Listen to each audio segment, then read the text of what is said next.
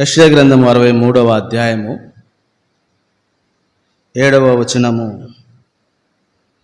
యెహోవా మనకు చేసిన వాటన్నిటిని బట్టి యెహోవా కృపాతిశయమును యెహోవా స్తోత్రములను గానము చేతును. 7వ వచనం యొక్క ఆరంభంలో యెహోవా మనకు చేసిన వాటన్నిటిని బట్టి, కింద చూపిన మాటలు ఇశ్రాయేలుల యొక్క వంశస్థులకు ఆయన చూపిన మాట, నేను ప్రకటన చేసేదను. యెహోవా మనకు చేసిన వాటన్నిటిని బట్టి నేను ప్రకటన చేసేదను అన్నాడు. అనేది దేవుడు మనకు చేసిన వాటిని బట్టి, కాబట్టి మనము ప్రకటన చేయటము అనేది అది ఆరాధనను చూపిస్తూ ఉంది, అది ప్రభువును స్తుతించుటను చూపిస్తూ ఉంది, అది ప్రభువుని గణపరచుటను చూపిస్తూ ఉంది. కాబట్టి దేవుడు మనకేమి చేశాడో వాటన్నిటిని బట్టి మనము సమాజములో, సంఘములో, జనముల మధ్య వాటిని మనము ప్రకటన చేయటము అంటే మనం మన హృదయములను, మన నోటిని తెరచి ప్రభుని ఆరాధించటము అనేది మనకు అది తెలియజేస్తూ ఉంది. కాబట్టి ఈ ఉదయకాల సమయం దేవుడు మనకు చేసినటువంటి వాటన్నిటిని బట్టి మనము కూడా ఇలాగూ సమాజం మధ్యలో ప్రకటన చేయటము, తెలియచేయటము అనేది ఎంతైనా అవసరం. కాబట్టి ఈ 7వ వచనంలో ఆ ప్రభువుని గురించి మనము, ఆయన మనకు ఏమి చేశాడు అది తెలియచేయాలి. ఆ ప్రభు మనకి ఏమి చేశాడు అనేది మనం ఎరగాలంటే ఇక్కడ 3 సంగతులు ఆ ప్రభువుని గురించి రాయబడ్డాయి. ఆయన ఎట్టివాడు అనే సంగతిని 3 మాటలు ఇక్కడ రాయబడతా వచ్చినాయి. ఆ 3 మాటలు మనం జ్ఞాపకం చేసుకున్నప్పుడు ఆయన ఎట్టివాడు అనేది ఆ 3 మాటలలో మనకు తెలుస్తుంది. వాటిని బట్టి మనం ప్రభువుని స్తుతించుట అనేది.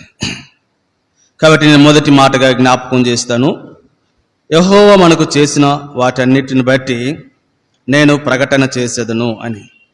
కాబట్టి ఆయన ఎవరు, ఏ అనుభవం ద్వారా ఆయనకు ఇవ్వబడినటువంటి 3 మాటలు ఇక్కడ ఉన్నాయి. మొట్టమొదటిగా యెహోవా కృపాతిశయమును, loving kindness of the Lord. Jehovah కృపాతిశయము. కాబట్టి ఆయన ఎవరు అంటే యెహోవా ఆయన కృపాతిశయము కలిగినటువంటి వాడు. యెహోవా ఎవరంట? కృపాతిశయము కలిగినటువంటి వాడు. కాబట్టి మొదటి మాట మన హృదయంలో ఉంచుకుందాం, ఆ మాటని ప్రభుని ఆరాధించట కొరకే. కాబట్టి ప్రభు ఎవరు అంటే ఆయన కృపాతిశయము కలిగినటువంటి వాడు. ప్రభు యొక్క కృపాతిశయము మన జీవితంలో ఏం కార్యములు చేసిందో ఒక 3 మాటలు జ్ఞాపకం చేస్తాను.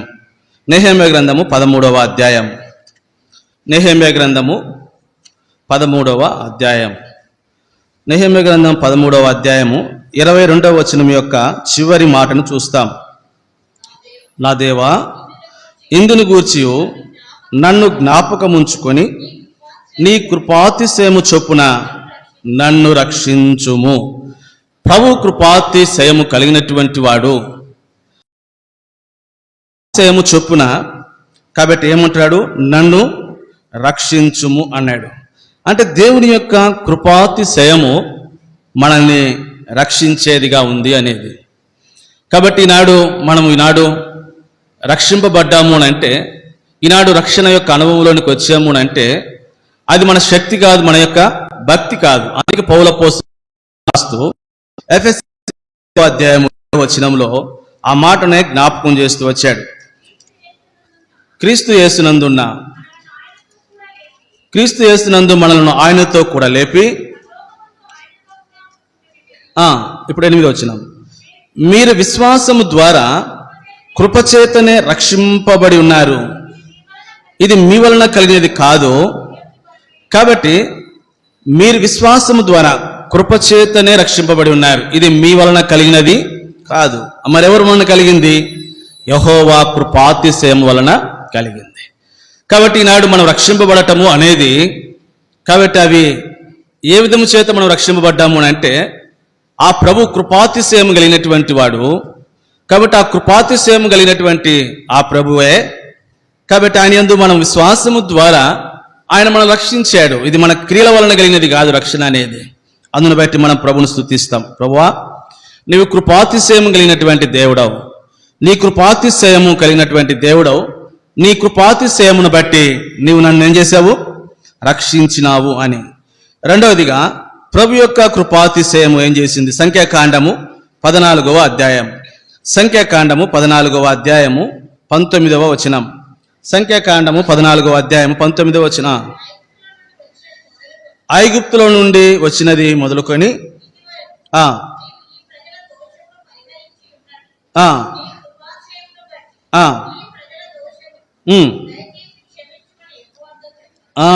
రెండవదిగా యెహోవా యొక్క కృపాతిశయము నాడు ఇశ్రాయేలు ప్రజల యొక్క దోషమును ఏం చేసిందంట? క్షమించింది. కాబట్టి ప్రభు యొక్క కృపాతిశయము నాడు ఇశ్రాయేలు యొక్క దోషములనే కాదు, ఈనాడు ఆ కృపాతిశయము మన యొక్క దోషములను కూడా క్షమించింది. అంటే ఈ దోషము యొక్క శిక్ష మనం చదివినట్లుగా ఆదికాండము 4వ అధ్యాయం 13వ వచనంలో.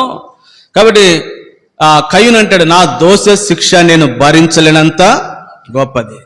కాబట్టి ఎవరు క్షమిస్తారు ఈ శిక్షని? ఎవరు తీసివేస్తారు? కాబట్టి నా దోష శిక్ష నేను భరించలేనంత గొప్పదై ఉన్నప్పుడు ఇప్పుడు అన్నాడు కీర్తనాకారుడు 4:13 ప్రకారం ఏమో ఆదికాండము మన యొక్క నా దోష శిక్ష నేను భరించలేనంత గొప్పదిగా ఉంది. కాబట్టి ఎవరి దోషములను క్షమిస్తాడు అని అంటే ఆయన యొక్క కృపాతిశయమే నా దోషములన్నిటిని కూడా క్షమించింది. ఇప్పుడు కీర్తనకారుడు అన్నాడు 40వ కీర్తన 12వ వచనం, 40వ కీర్తన 12వ వచనం. లెక్కలేని అపాయములు నా దోషములు నన్ను తరిమి పట్టుకొనగా. కాబట్టి అక్కడేమో కయ్యూను అన్నాడు, నా దోషములకు శిక్ష నేను భరించలేనంత గొప్పదిగా ఉంది. ఇక్కడేమో కీర్తనాకారుడైన దావీదు అన్నాడు, నా దోషములు నన్ను ఏం చేస్తున్నాయి? తరిమి పట్టుకొనగా నేను తల ఎత్తి చూడలేక పోతా ఉన్నాను, లెక్కకు అవి నా తల వెంట్రుకలు మించి ఉన్నాయి అంటాడు. కాబట్టి కీర్తనాకారుడు యొక్క దోషముల గురించి మాట్లాడినప్పుడు మన దోషములు కూడా అట్లే ఉన్నాయి. కాబట్టి మన దోషములు కూడా మనం తరిమి పట్టుకున్నాయి. మన దోషములు తల ఎత్తలేనంత ఎత్తుగా చూడలేకపోతా ఉన్నాం. తల వెంట్రుకలకు మించినటువంటివిగా మన దోషములు కనపడుతూ ఉన్నాయి. అయితే ప్రభు ఎట్టివాడంట? యెహోవా కృపాతిశయము గలవాడు. కాబట్టి ఇప్పుడు ఆయన కృపాతిశయమును బట్టి ప్రభు ఏం చేస్తా వచ్చాడు? ఇప్పుడు 65వ అధ్యాయం, నేను దోషముల గురించి 2 మాటలు జ్ఞాపకం చేశాను ఎట్టియో అని. ఇప్పుడు 65వ కీర్తన 3వ వచనం ఆయన చదువుతాం. నా మీద మోపబడినటువంటి దోషములు భరింపజాలనివి, నా అతిక్రమం నిమిత్తము. ప్రభుకి స్తోత్రం. కాబట్టి అతిక్రమములు దోషములను ఆయన ఏం చేశాడంట? ప్రాయచిత్తము చేస్తూ వచ్చాడు. ఇప్పుడు ఇక్కడ అన్నాడు, నా దోషములు భరింపజాలనివి. అందుకే కయ్యూను నా దోష శిక్ష భరించలేనంత గొప్పది. ఇక్కడికి వచ్చేసరికి కీర్తనాకారుడు నా దోషములు భరింపజాలనివి, అవి నా తలకు మించి ఉన్నాయి. కాబట్టి ఎవరు ఈ దోషములను కాబట్టి క్షమించగలడు అని అంటే ఇప్పుడు ప్రభు అన్నాడు, యెహోవా నీ కృపాతిశయమును బట్టి నా దోషములకు నువ్వేమిచ్చావు? ప్రాయచిత్తము చేశావు. 85వ కీర్తన 2వ వచనం, 85వ కీర్తన 2వ వచనం. కాబట్టి నీ ప్రజల దోషమును ఆయన ఏం చేశాడంట? పరిహరించాలి. కాబట్టి ఆయన మన దోషములను ప్రాయచిత్తము చేశాడు. ఆయన మన దోషములను పరిహరించిన వాడిగా ఉన్నాడు. ఇప్పుడు 3వదిగా ఆయన యెహోవా కృపాతిశయమును బట్టి 3వ కార్యము కీర్తన 5వ కీర్తన 7వ వచనం, 5వ కీర్తన 7వ వచనం. చాలక. కాబట్టి ఇప్పుడు కీర్తనాకారుడైన దావీదు 3వ కార్యం చెబుతున్నాడు, నేనైతే నీ కృపాతిశయమును బట్టి నీ మందిరములో ప్రవేశించుచున్నాను అంటాడు. అంటే ఇప్పుడు దేవుని యొక్క మందిరములో మనం ప్రవేశించాము అని అంటే కేవలం దేవుని యొక్క కృపాతిశయమును బట్టి మనం ఏం చేయగలిగిన వారం? ఆయన మందిరములో ప్రవేశించినటువంటి వారు. అంటే ఒకప్పుడు మనం ఆ మందిరములోనికి రాకుండా వెలివేయబడినటువంటి వారు. కయ్యూనే అంటాడు 4వ అధ్యాయము ఆదికాండము 4వ అధ్యాయం 14వ వచనంలో, కాబట్టి నీ సన్నిధిలోనికి రాకుండా నేనేమై ఉన్నాను? వెలివేయబడినాను. ఎందుకు? ఆ దోషములే, పైన దోషములు అన్నాడు, నా దోష శిక్ష నేను భరించలేనంత గొప్పదన్నటువంటి కయ్యూను కిందకు వచ్చినప్పుడు ఏమన్నాడు? నీ సన్నిధిలో నుండి నేను వెలివేయబడ్డాను. అంటే మనము కూడా ఆయన సన్నిధిని సమీపించలేనటువంటి, ఆ సన్నిధిలోనికి రాలేనటువంటి స్థితిలో ఉన్నటువంటి వారిమే. ఆయన సన్నిధికి దూరముగా ఉన్నటువంటి వాడు. కాబట్టి తండ్రి ఇంటికి తప్పిపోయినటువంటి కుమారుని విషయంలో వాడు ఇంకను ఏమై ఉన్నాడంట? వాడు ఇంకను దూరముగా ఉన్నప్పుడు తండ్రి వాడిని చూశాడంట. కాబట్టి మనము కూడా దేవుని యొక్క సన్నిధికి, ఇంటిలోనికి రాలేనటువంటి వారిగా, దేవుని యొక్క ఇంటికి సన్నిధికి దూరంగా ఉన్నటువంటి వారిమే. అందుకే ఇప్పుడు ఇట్టి ప్రజలమైనటువంటి మనము దేవుడు తన కృపాతిశయమును బట్టి ఇప్పుడు ఏం చేశాడంట? నీ మందిరములో ప్రవేశాన్ని ప్రభు కలిగిస్తూ వచ్చాడు. ఇప్పుడు కీర్తనకారుడు పౌలపోస్తలుడు హెబ్రీయులకు రాస్తూ హెబ్రీ పత్రిక 10వ అధ్యాయంలో ఆయన మందిరములోనికి ప్రవేశమును గురించి ఒక మాట రాస్తూ వచ్చాడు. హెబ్రీ పత్రిక 10వ అధ్యాయము 22వ వచనం. చివరి భాగం చదువుమక్క. విశ్వాసములో యథార్థమైన హృదయముతో మనము దేవుని సన్నిధానమునకు. కాబట్టి ఇప్పుడు మనం ఎట్లున్నామనంటే, మనము దేవుని యథార్థమైన హృదయముతో మనము దేవుని సన్నిధానమునకు చేరుతూ ఉన్నాము. అంటే ఒకప్పుడు మనము వెలివేయబడినటువంటి వారిగా, దేవుని యొక్క సన్నిధికి దూరముగా ఉన్నటువంటి వారిని. కాబట్టి ఇప్పుడు ఎలాగున్నాము అనంటే ఆయన సన్నిధానమునకు చేరుతున్నాం. అదే మాట ఎఫెసీకు రాస్తూ కూడా పౌలు అపోస్తలుడు జ్ఞాపకం చేస్తూ వచ్చాడు. ఎఫెసీ పత్రిక 2వ అధ్యాయము 18వ వచనం. ఎఫెసీ పత్రిక ఆయన ద్వారానే కాబట్టి ఆయన ద్వారానే తండ్రి సన్నిధికి చేరగలిగి ఉన్నాము. ఆయన ద్వారానే అంటే ఆయన కృపాతిశయమును బట్టి. కాబట్టి ఈ ఉదయకాల సమయం యెషయా గ్రంథం 63వ అధ్యాయం 7వ వచనం యొక్క ఆ ధ్యానంలో మనము మొదటి తలంపు నేను ఇక్కడ ముగిస్తూ ఉన్నాను. కాబట్టి 63వ అధ్యాయం యెషయా గ్రంథము 7వ వచనానికి మరలా వస్తాం. యెషయా గ్రంథము 63వ అధ్యాయము 7వ వచనం. యెహోవా మనకు చేసిన వాటన్నిటిని బట్టి. కాబట్టి నేను ఏం చేస్తానన్నాడు? నేను ప్రకటన చేస్తా. కాబట్టి ఇప్పుడు ఈ మొదటి తలంపు యొక్క ముగింపులో నేను ఈ మాట కూడా జ్ఞాపకం చేయాలి. 89వ కీర్తన మొదటి వచనంలో, 89వ కీర్తన మొదటి వచనం, 89వ కీర్తన మొదటి వచనం. యెహోవా యొక్క కృపాతిశయమును నిత్యము నేను కీర్తించేదను. చాలుక. కాబట్టి ఇప్పుడు ఆయన కృపాతిశయమును బట్టి మనం నిత్యము కీర్తించుట అనేది, అందుకొరకే మనం దేవుని సన్నిధానంలోనికి చేరాం. యెహోవా మనకు చేసినటువంటి కార్యములు. కాబట్టి యెహోవా మొట్టమొదటిగా కృపాతిశయము కలవాడు. ఆయన కృపాతిశయమును బట్టి మనల్ని రక్షించాడు. ఆయన కృపాతిశయమును బట్టి మన దోషములను క్షమించాడు. ఆయన కృపాతిశయమును బట్టి దేవుని సన్నిధానంలోనికి మనకు ప్రవేశమును ఇచ్చాడు. ఇప్పుడు రెండోదిగా 7వ వచనము మరలా చదువుతాం. యెహోవా మనకు చేసిన వాటి అన్నిటిని బట్టి యెహోవా కృపాతిశయమును, యెహోవా స్తోత్రములను గానము చేతును. కాబట్టి రెండోదిగా దేవుడు ఎవరంట? వాత్సల్యత కలిగినటువంటి వాడు. The Lord hath bestowed on us. కాబట్టి ఆయన ఎవరు అనంటే ఆయన వాత్సల్యత కలిగినటువంటి వాడు దేవుడు. రెండోదిగా యెహోవా మొట్టమొదటి కృపాతిశయం గలవాడు. రెండోదిగా ఆయన వాత్సల్యత గలవాడు.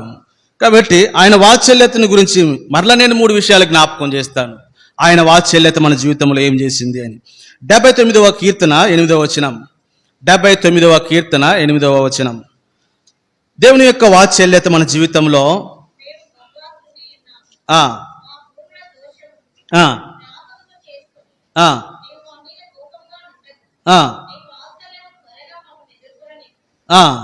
నీ వాత్సల్యము త్వరగా మమ్మల్ని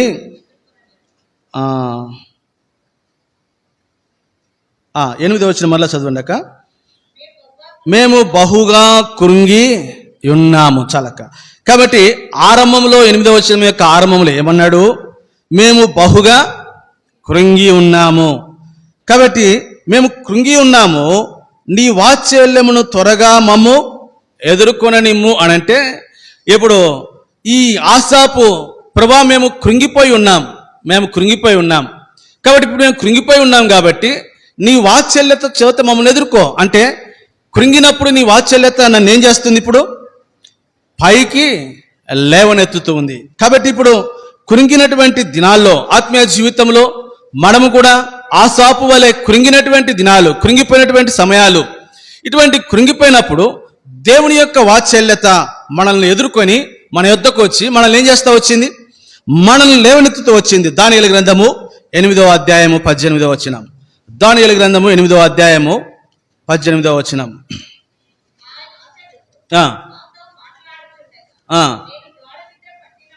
నేను గాఢ నిద్ర పట్టిన వాడనే,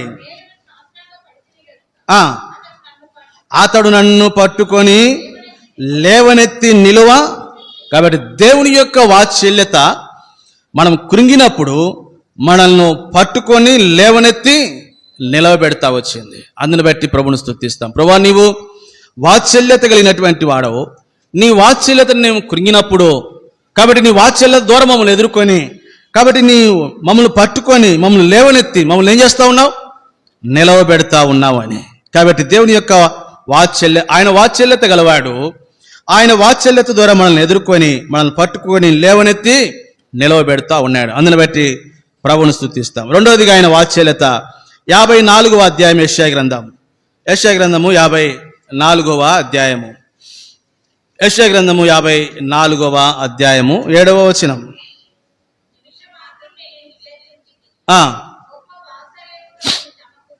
కాబట్టి దేవుని యొక్క గొప్ప వాత్సల్యం, లేకపోతే వాత్సల్యత కలిగినటువంటి వాడు, ఆయన వాత్సల్యము ఏం చేసిందంట? నిన్ను అంటే మనల్ని విసర్జించాడంట. కానీ అయితే దేవుని యొక్క వాత్సల్యత మళ్ళా వెంటనే విసర్జించినటువంటి మనల్ని ఏం చేసిందంట? సమకూర్చింది, రెస్టోర్ చేసింది. కాబట్టి దేవుని యొక్క వాత్సల్యత అనేక సార్లు మనల్ని ఏం చేస్తూ ఉంటుంది అని అంటే, మనల్ని విసర్జించబడినటువంటి స్థితిలో, కోల్పోయినటువంటి స్థితిలో, పోగొట్టుకున్నటువంటి స్థితిలో, నష్టపడినటువంటి స్థితిలో దేవుని యొక్క ఆ వాత్సల్యత మనల్ని సమకూర్చేదిగా ఉంది. ద్వితీయోపదేశకాండం 30వ అధ్యాయము 3వ వచనం. ద్వితీయోపదేశకాండం 30వ అధ్యాయము 3వ వచనం. నేను ఒక రెఫరెన్స్ మాత్రం ఇస్తా ఉన్నాను. నీ దేవుడైన యెహోవా చెరలోని మిమ్మును తిరిగి రప్పించును. ఏ ప్రజలలోనికి మిమ్మును చెరగొట్టెనో అది దేవుడైన చెరలో నుండి మిమ్మును తిరిగి రప్పి, ఏ ప్రజలలోనికి మిమ్మును చెదిరిపోయారో, చెదరగొట్టబడ్డారో వాటన్నిటిలో నుంచి కాబట్టి ప్రభు సమకూరుస్తున్నాడు. కేవలం ఆయన యొక్క వాత్సల్యత. కాబట్టి దేవుని యొక్క వాత్సల్యత మొట్టమొదటిగా కృంగినప్పుడు మనల్ని లేవనెత్తి మనల్ని నిలవబెడతా ఉంది. దేవుని యొక్క వాత్సల్యత మనం చెదరగొట్టబడినప్పుడు, పోగొట్టుకున్నప్పుడు తిరిగి వాటన్నిటిని కూడా ఏం చేస్తుంది? సమకూరుస్తుంది. మూడవదిగా లూకాసు వార్త 1వ అధ్యాయము 29వ వచనం. లూకాసు వార్త 1వ అధ్యాయము 79 చివరి మాట చదువుదాం. చీకటిలో నాకు చదువుతాం. చీకటిలోను మరణ ఛాయలోను కూర్చుండు వారికి వెలిగించుటకై ఆ మహావాత్సల్యమును బట్టి కాక చదవండి పైనుండి ఆయన. కాబట్టి దేవుని యొక్క ఆ మహావాత్సల్యత ఇప్పుడు మూడవదిగా ఏం చేసిందనంటే, మనలను అరుణోదయ దర్శనమును కలిగించిందంటే మన నేత్రములను, మనలను ఏం చేసింది? వెలిగించింది అని. దేవుని యొక్క మహావాత్సల్యత చీకటిలో సంచరించుచున్న మరణఛాయలో ఉన్నటువంటి మనల్ని, కాబట్టి ఆయన వాత్సల్యత అరుణోదయ దర్శనం అంటే ఆయన మనలను వెలిగించాడు, మన కన్నులను తెరిచాడు. కొరింథీ 2వ పత్రిక 4వ అధ్యాయము 4వ వచనం. కొరింథీ 2వ పత్రిక 4వ అధ్యాయం.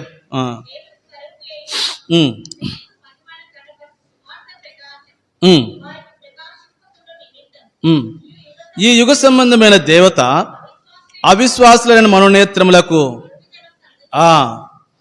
అంధకారంలో నుండి దేవుడే తన మహిమను గూర్చిన జ్ఞానము యేసుక్రీస్తునందు వెల్లడిపరచుటకు అది అంధకారంలో నుండి వెలుగు ప్రకాశించునుగా కానీ పలికినటువంటి దేవుడు తన మహావాత్సల్యతను బట్టి ఆయన మనకు అరుణోదయ దర్శనమును, లేకపోతే మన నేత్రములను, మన గ్రుడ్డితనములను ఆయన తొలగించి మన నేత్రములను ఆయన ఏం చేశాడు? వెలిగించాడు. కాబట్టి ఇప్పుడు రెండవదిగా యెషయా గ్రంథం 63:7లో రెండవదిగా ఆయన ఎవరు అనంట? వాత్సల్యత గలవాడు. మరలా వస్తాం 63వ అధ్యాయం యెషయా గ్రంథం.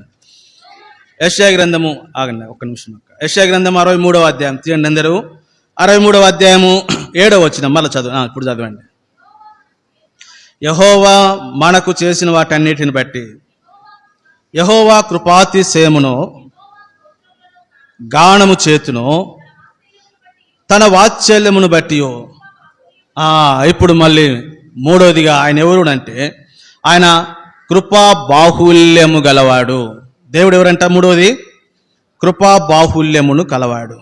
కాబట్టి యెహోవా ఆయన మొట్టమొదటిగా కృపాతిశయము కలిగినవాడు, యెహోవా వాత్సల్యత కలిగినవాడు, యెహోవా కృపా బాహుల్యమును కలిగినవాడు. కాబట్టి ఇప్పుడు మూడవ మాట నేను జ్ఞాపకం చేస్తాను. కృపా బాహుల్యంలో నుండి కూడా నేను 3 విషయాలు జ్ఞాపకం చేస్తాను. ఆయన కృపా బాహుల్యం మన జీవితంలో ఏం చేసింది? ఇప్పుడు 106వ కీర్తన 45వ వచనం. 106వ కీర్తన 45వ వచనం.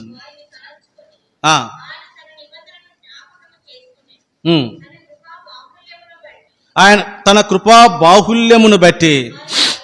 కాబట్టి దేవుని యొక్క కృపా బాహుల్యమును బట్టి ఆయన మనల్ని ఏం చేసి వచ్చాడంట? కరుణిస్తూ వచ్చాడంట. కాబట్టి ఆయన కృపా బాహుల్యము మనల్ని కరుణించి ఏం చేసింది అనేది చూస్తాం. 67వ కీర్తనకు వస్తాం ఇప్పుడు. 67వ కీర్తన 2వ వచనం. 67వ కీర్తన 2వ వచనం. దేవుడు మమ్మును కరుణించి మమ్మును ఆశీర్వాదించునుగాక. దేవుని యొక్క కృపా బాహుల్యము మనల్ని కరుణించి మనల్ని ఏం చేసింది? ఆశీర్వాదించింది. అంటే నేను మళ్ళీ వెనకకి వెళ్తే ఇవంతా కూడా మళ్ళీ విస్తారమైపోతుంది. అంటే మనం ఒకప్పుడు ఎట్లా ఉన్నాము? శాపగ్రస్తమైనటువంటి స్థితిలో ఉన్నాము. దేవుడు ఆ శాపమును మన జీవితంలో ఎలా చేశాడు? ఆశీర్వాదముగా చేస్తూ వచ్చాడు. ఎలాగూనంటే ఆయన కృపా బాహుల్యమును బట్టి శాపగ్రస్తమైన స్థితిలో ఉన్నటువంటి మనల్ని కరుణించి ఆయన కృపా బాహుల్యం మన మీద ఉన్నటువంటి శాపమును తీసివేసి మనల్ని ఏం చేసింది? ఆశీర్వాదించింది అని. కాబట్టి దేవుడు కృపా బాహుల్యము మొదటిగా దేవుడు మనల్ని ఆ కృపా బాహుల్యం ద్వారా ప్రభు మనల్ని ఆశీర్వాదించాడని. రెండవదిగా రోమపత్రిక 5వ అధ్యాయము. రోమపత్రిక 5వ అధ్యాయము 17వ వచనం.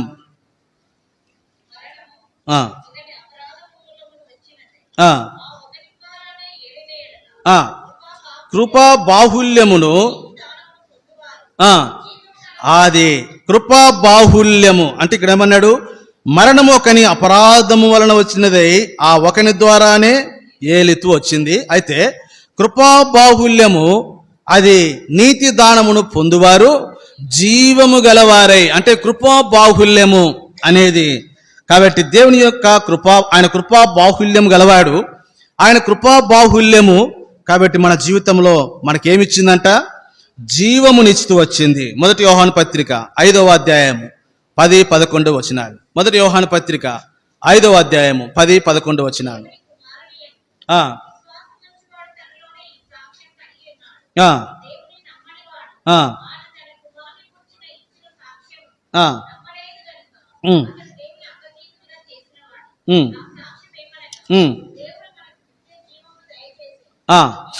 ఈ జీవము ఆయన కుమారుని యందు ఉన్నది. కాబట్టి ఇప్పుడు ఆ జీవము ఎవరైంది ఉందంట?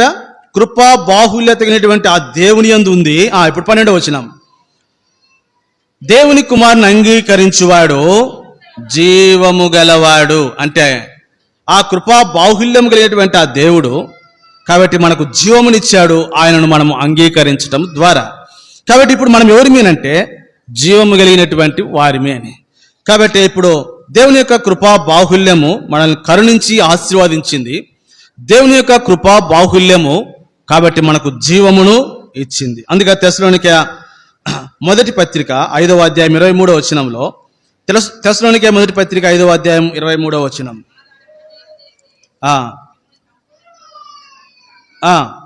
మీ ఆత్మయు జీవమును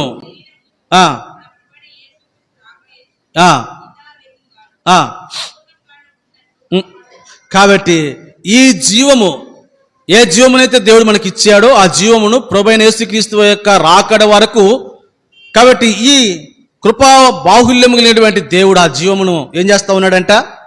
కాపాడుతూ ఉన్నాడు అని. కాబట్టి అందుని బట్టి మనం ప్రభుని స్తుతించి ఆరాధన చేయాలి. నేను మూడవ మాట కృపా బాహుల్యమును బట్టి. రోమపత్రిక 5వ అధ్యాయము 17వ వచనం. రోమపత్రిక 5వ అధ్యాయము 17వ వచనం.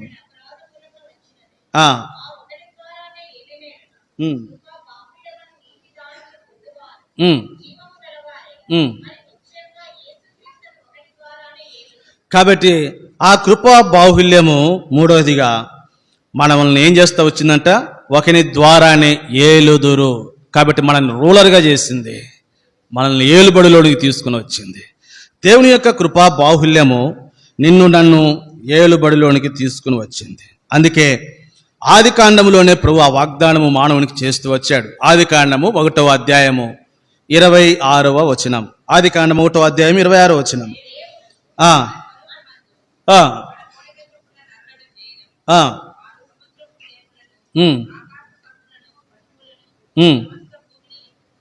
పాకు ప్రతి జంతువును ఏలుదురుగా కానీ పాలికేను. కాబట్టి ఆరంభం దేవుడు మానవుని చేసిన ఉద్దేశం ఏంటంటే మానవుడు ఏలుబడి చేయట కొరకే అని. ఇప్పుడు తిమోతికి రాస్తూ పౌలు అపోస్తలుడు 2వ పత్రికలోనికి వచ్చినప్పుడు 2వ అధ్యాయము 12వ వచనంలో, తిమోతి 2వ పత్రిక. కాబట్టి ఇప్పుడు మనం ఏం చేయబోతున్నాము అంటే, ఆ వాగ్దానము ఆది కాండములు ఇచ్చాడు కాబట్టి మనం ఆయనతో కూడా ఏం చేయబోతున్నాం, ఏలుబడి చేయబోతా ఉన్నాం. ఇప్పుడు ప్రకటన గ్రంథంలోనికి వస్తాం. ప్రకటన గ్రంథము 5వ అధ్యాయము 10వ వచనం. ప్రకటన గ్రంథం 5వ అధ్యాయం 10వ వచనం. చివరి మాట చదువుదాం అక్క, మా సమయం అయిపోతుంది. వారు భూలోకమందు ఏలుదురని కొత్త పాట. కాబట్టి ఇప్పుడు ఆయా జాతులు జనములు దేవుని కొరకే కొనబడినటువంటి మనల గురించి మాట్లాడాడు అక్కడ. కాబట్టి వారు భూలోకమును ఏలుదురు అంటే ఇప్పుడు దేవుని యొక్క కృపా బాహుల్యము మనల్ని ఏలుబడిలోనికి తీసుకుని వచ్చింది. మనం ఇప్పుడు ఏలుబడి చేయనటువంటి వారము, ఏలేటువంటి వారము. కాబట్టి మన జీవితాల్లో ఎరుగుతూ వస్తాం. దేవుని యొక్క గుణలక్షణాలు మనం జ్ఞాపకం చేసుకొని ప్రభువును మనం స్తుతించి ఆరాధన చేసేటువంటి వారిగా ఉన్నాం. 63వ అధ్యాయం యెషయా గ్రంథం 63వ అధ్యాయము 7వ వచనం. యెహోవా మనకు చేసిన వాటన్నిటిని బట్టి నేను ప్రకటన చేసేదను. యెహోవా మనకు చేసిన వాటన్నిటిని బట్టి స్తోత్రములను గానము చేతును. కాబట్టి ఆయన స్తోత్రములను గానము చేద్దాం. యెహోవా మనకు చేసిన వాటన్నిటిని బట్టి ఆయనకు స్తోత్ర గానములు చేద్దాం. యెహోవా ఆయన కృపాతిశయం కలిగిన వాడు. ఆ కృపాతిశయమును బట్టి మనం రక్షించాడు, మన దోషములను క్షమించాడు, మనము ఆయన మందిరములో ధారాళమైన ప్రవేశమునిచ్చాడు. రెండోది, యెహోవా ఆయన వాత్సల్యత కలిగిన వాడు. ఆయన వాత్సల్యతను బట్టి కృంగినటువంటి మనల్ని లేవనెత్తి నిలబెడుతున్నాడు. ఆయన మనల్ని సమకూరుస్తున్నాడు. ఆయన మనల్ని వెలిగించినటువంటి వాడిగా ఉన్నాడు. మూడవది, యెహోవా కృపా బాహుల్యం కలిగినటువంటి వాడు. ఆ కృపా బాహుల్యం ద్వారా మనల్ని కరుణించి ప్రభు ఆశీర్వాదిస్తూ వచ్చాడు. యెహోవా కృపా బాహుల్యమును బట్టి ఆయన మనకు జీవమునిచ్చాడు.